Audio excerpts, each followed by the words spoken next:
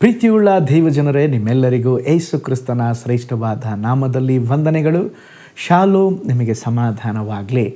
ಈ ದಿನ ದೇವರ ವಾಕ್ಯದ ಜ್ಞಾನಕ್ಕಾಗಿರುವಂಥ ವಿಷಯ ಸತ್ಯವೇದ ನಿಮ್ಮ ಆತ್ಮವನ್ನು ರಕ್ಷಿಸುವುದು.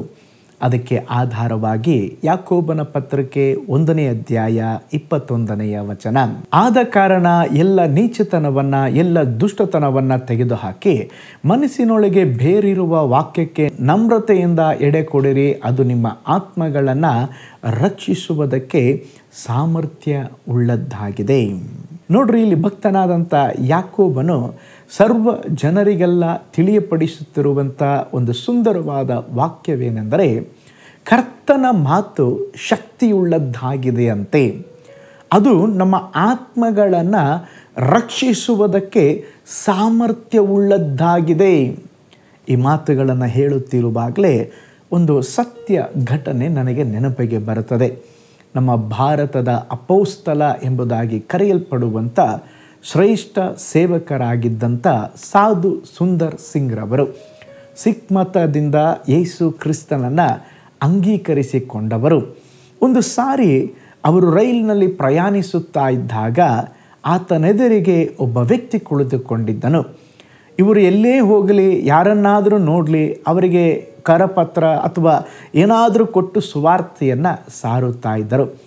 ಆ ಎದುರಿಗೆ ಕೂತದ್ದ ವ್ಯಕ್ತಿಗೆ ತಮ್ಮ ಕೈಯಲ್ಲಿದ್ದಂಥ ಸತ್ಯವೇದವನ್ನು ಕೊಟ್ಟು, ಈ ಗ್ರಂಥವನ್ನು ನೀವು ಓದ್ರಿ, ಈ ಗ್ರಂಥಕ್ಕೆ ಜೀವ ಇದೆ, ಯೇಸು ಸ್ವಾಮಿಯ ಮಾತುಗಳು ನಿಮ್ಮ ಜೀವಿತದಲ್ಲಿ ಸ್ತೋತ್ರ ಒಂದು ಮೋಕ್ಷದ ಮಾರ್ಗವನ್ನು, ನಿಮ್ಮ ಜೀವಿತವನ್ನು ಆಶೀರ್ವದಿಸ್ತದೆ ಎಂಬುದಾಗಿ ಈ ಬೈಬಲನ್ನು ಅವರ ಕೈಯಲ್ಲಿ ಕೊಟ್ಟರು. ಆ ಎದುರುಗಡೆ ಕೂತಿದ್ದಂಥ ವ್ಯಕ್ತಿ ಆ ಬೈಬಲನ್ನು ಕೈಗಳಲ್ಲಿ ತೆಗೆದುಕೊಂಡು, ಕ್ರೈಸ್ತ ಮತವು ಅದು ಒಂದು ಪರಜನರ ಮತ, ಅಮೇರಿಕದ ಮತ, ಆಂಗ್ಲರ ಮತ, ಈ ಮತ ನನಗೆ ಬೇಡ, ನಮ್ಮ ಮತವೇ ನನಗೆ ಸಾಕು ಎಂಬ ಕೋಪದಿಂದ ಕೊಟ್ಟಂಥ ಬೈಬಲನ್ನು 2 ಭಾಗವಾಗಿ ಹರಿದು ವೇಗವಾಗಿ ಚಲಿಸುತ್ತಾ ಇದ್ದಂಥ ರೈಲಿನಿಂದ ಹೊರಗಡೆ ಬಿಸಾಕಿಬಿಟ್ಟರು. ಸುಂದರ್ ಸಿಂಗರವರು ಅದನ್ನು ಕಂಡು ಬಹಳ ದುಃಖಪಟ್ಟರು, ಬಾಧೆ ಪಟ್ಟರು. ಬೇಡ ಅಂದಿದ್ರೆ ಬೇರೆಯವರಿಗಾದರೂ ಕೊಡ್ತಾ ಇದ್ದೆ, ಆದರೆ ದೇವರ ಮಾತುಗಳನ್ನು ಈ ವ್ಯಕ್ತಿ ಹರಿದು ಹಾಕಿದ್ದಾನಲ್ವಾ ಎಂಬುದಾಗಿ ಹಾಗೆ ಚಿಂತಿಸುತ್ತಾ, ನಾನೂ ಒಂದು ಸಾರಿ ಈ ಬೈಬಲನ್ನು ಸುಟ್ಟವನು, ಬೈಬಲನ್ನು ಹರಿದವನು, ದೇವರು ನನ್ನನ್ನು ಸಂಧಿಸಿದ್ದಾರೆ, ಈ ವ್ಯಕ್ತಿಯನ್ನು ದೇವರು ಸಂಧಿಸಲಿ ಎಂಬುದಾಗಿ ಪ್ರಾರ್ಥನೆ ಮಾಡಿ ಅವರು ಇಳಿದುಕೊಳ್ಳಬೇಕಾದಂಥ ಸ್ಥಳ ಬಂದಾಗ ಅವರು ಹೊರಟು ಹೋದರು. ತುಂಬ ದಿನಗಳ ನಂತರ ಒಂದು ಪ್ರಾಂತ್ಯದಲ್ಲಿ ಸುಂದರ್ ಸಿಂಗರವರನ್ನು ವಾಕ್ಯ ಹೇಳುವುದಕ್ಕೆ ಕರೆಯಲ್ಪಟ್ಟಿದ್ದರು. ವೇದಿಕೆ ಮೇಲೆ ಕುಳಿತಿದ್ದಾರೆ, ಅನೇಕ ಜನರು ಬಂದಿದ್ದಾರೆ. ಇವರು ವಾಕ್ಯ ಹೇಳುವ ಮುಂಚೆ ಒಬ್ಬ ಯೌವನಸ್ಥನು ತನ್ನ ಜೀವಿತದಲ್ಲಿ ಹೇಗೆ ರಕ್ಷಣೆ ಹೊಂದಿದ್ದಾನೆ ಎಂಬಂಥ ಸಾಕ್ಷಿಯನ್ನು ತಿಳಿಸಬೇಕಾಗಿತ್ತು. ಅವನು ಸಾಕ್ಷಿ ಹೇಳುವುದಕ್ಕೆ ಆರಂಭಿಸಿದ. ನನ್ನ ಜೀವಿತದಲ್ಲಿ ಶಾಂತಿ, ಸಮಾಧಾನ, ಸಂತೋಷವಿಲ್ಲದೆ ಆತ್ಮಹತ್ಯೆ ಮಾಡಿಕೊಳ್ಳಲಿಕ್ಕೆ ಹೋದೆ. ರೈಲ್ವೆ ಟ್ರ್ಯಾಕ್ ಹತ್ತಿರ ನಾನು ನಿಂತಿರುವಾಗ ಸಾಯಂಕಾಲದ ಸಮಯ, ಇನ್ನೂ ರೈಲು ಬಂದಿರಲಿಲ್ಲ. ಆ ರೈಲಿಗಾಗಿ ನಾನು ಕಾಯುತ್ತಾ ಆ ಕಡೆ ಈ ಕಡೆ ಓಡಾಡುತ್ತಾ ಇರುವಂಥ ಸಂದರ್ಭದಲ್ಲಿ ನನ್ನ ಕಣ್ಣಿಗೆ ಒಂದು ಹರಿದಂಥ ಒಂದು ಪುಸ್ತಕ ಬಿದ್ದಿತ್ತು. ಏನು ಈ ಪುಸ್ತಕ ಎಂಬುದಾಗಿ ನಾನು ಆ ಪುಸ್ತಕವನ್ನು ತೆಗೆದುಕೊಂಡು ಓದಲಿಕ್ಕೆ ಆರಂಭಿಸಿದೆ.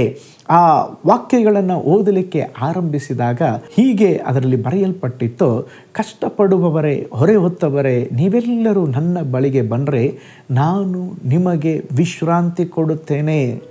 ಆ ವಾಕ್ಯ ಆ ವ್ಯಕ್ತಿ ಓದಿದಾಗ ಅವನ ಜೀವಿತದಲ್ಲಿ ಒಂದೇನೋ ಸಮಾಧಾನ ಉಂಟಾಯಿತು. ದೇವರೇ ಮಾತನಾಡಿದ ಹಾಗಿತ್ತು. ಮತ್ತೆ ಸ್ವಲ್ಪ ಸಮಯ ತೆಗೆದುಕೊಂಡು ಬೈಬಲನ್ನು ಓದಲಿಕ್ಕೆ ಆರಂಭಿಸಿದ. ಅವನ ಜೀವನದ ಒಂದೊಂದು ಪ್ರಶ್ನೆಗಳಿಗೂ ಉತ್ತರ ಸಿಕ್ಕಿತ್ತು. ತರುವಾಯ ಅದೇ ಸ್ಥಳದಲ್ಲಿ ಆತ್ಮಹತ್ಯೆಯ ಚಿಂತನೆಯನ್ನು ಬಿಟ್ಟು ಯೇಸುವನ್ನು ಸ್ವಂತ ರಕ್ಷಕನಾಗಿ ಅಂಗೀಕರಿಸಿಕೊಂಡ.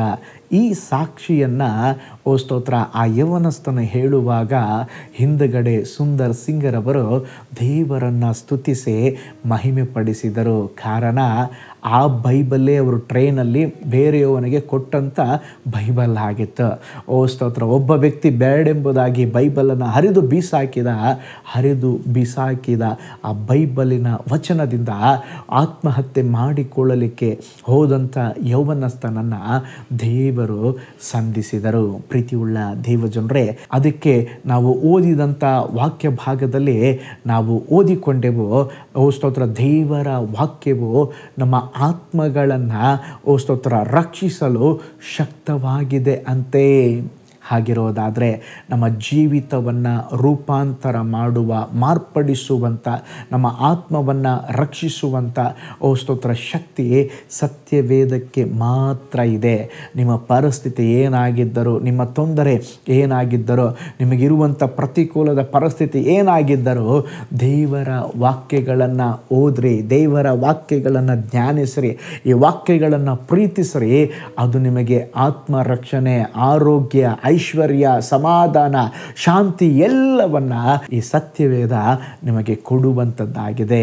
ಓ ಸ್ತೋತ್ರ, ಸತ್ಯವೇದ ನಿಮ್ಮ ಆತ್ಮವನ್ನು ರಕ್ಷಿಸುವುದು. ಒಂದು ನಿಮಿಷ ಕಣ್ಗಳನ್ನು ಮುಚ್ಚಿ ಶಕ್ತಿಯುಳ್ಳ ಈ ದೇವರ ವಾಕ್ಯಕ್ಕಾಗಿ ನಾವು ದೇವರಿಗೆ ಸ್ತೋತ್ರ ಹೇಳೋಣ. ಯೇಸಪ್ಪ, ನಿನ್ನ ನಾಮವನ್ನು ನಾವು ಘನಪಡಿಸ್ತೇವೆ, ನಿನ್ನ ನಾಮವನ್ನು ನಾವು ಸ್ತುತಿಸ್ತೇವೆ. ನೀನು ಎಷ್ಟು ಒಳ್ಳೆಯ ದೇವರು ಸ್ವಾಮಿ. ವಿಶೇಷವಾಗಿ ಅಪ್ಪ, ನಿನ್ನ ವಚನದ ಮೂಲಕ ಜನರನ್ನು ನೀವು ರಕ್ಷಿಸುವ ದೇವರು. ನಮ್ಮ ಆತ್ಮವನ್ನು ರಕ್ಷಿಸಲಿಕ್ಕೆ ನಿಮ್ಮ ವಾಕ್ಯದಿಂದ ಮಾತ್ರ ಸಾಧ್ಯಪ್ಪ. ನಿಮ್ಮ ವಾಕ್ಯಗಳು ನಮ್ಮ ಜೀವಿತವನ್ನು ಆಳ್ವಿಕೆ ಮಾಡಲಿ. ಈ ದಿನ ಕೂಡ ಈ ವಿಡಿಯೋ ವಾಚ್ ಮಾಡುತ್ತಾ ಇರುವಂಥ ನಿನ್ನ ಜನರನ್ನು ಸಂಧಿಸ್ರೆ, ಅವರು ಯಾರೇ ಆಗಿದ್ದರು, ಓ ಸ್ತೋತ್ರ, ಯಾವ ಸ್ಥಳದಲ್ಲೇ ಇದ್ದರು, ಅವರನ್ನು ಮುಟ್ಟರೆ ಅವರ ಜೀವಿತದಲ್ಲಿರುವಂಥ ಗೊಂದಲಮಯವಾದ ವಾತಾವರಣಗಳು, ಕಷ್ಟಗಳು, ಅಸಮಾಧಾನಗಳು ನೀಗಿ ಹೋಗಲಿ ಎಂಬುದಾಗಿ ನಾನು ಪ್ರೇಯರ್ ಮಾಡ್ತಾನೆ. ಅದ್ಭುತ ಮಾಡಿರಿ. ಹಾಗೆ ಮಾಡುವುದಕ್ಕಾಗಿ ಸ್ತೋತ್ರ. ಯೇಸುವಿನ ಹೆಸರಿನಲ್ಲಿ ತಂದೆಯೇ, ಆಮೇನ್, ಆಮೇನ್. ಪ್ರೀತಿಯುಳ್ಳ ದೇವಜನರೇ, ದೇವರ ವಾಕ್ಯ ನಮ್ಮ ಆತ್ಮಗಳನ್ನು ರಕ್ಷಿಸುವಂಥದ್ದಾಗಿದೆ. ದೇವರ ವಾಕ್ಯವನ್ನು ಓದ್ರಿ, ಬೇರೆಯವರಿಗೆ ದೇವರ ವಾಕ್ಯವನ್ನು ತಿಳಿಸಿರಿ. ದೇವರು ನಿಮ್ಮನ್ನು, ನಿಮ್ಮ ಕುಟುಂಬವನ್ನು ಬ್ಲೆಸ್ ಮಾಡಲಿ. ನಾಳೆ ಮಗದೊಂದು ದೈನಂದಿನ ಧ್ಯಾನದಲ್ಲಿ ನಾನು ನಿಮ್ಮನ್ನು ಸಂಧಿಸ್ತೇನೆ. ನಾನು ನಿಮ್ಮ ಪ್ರೀತಿಯ ಸಹೋದರ pastor Paul Joy. God bless you all.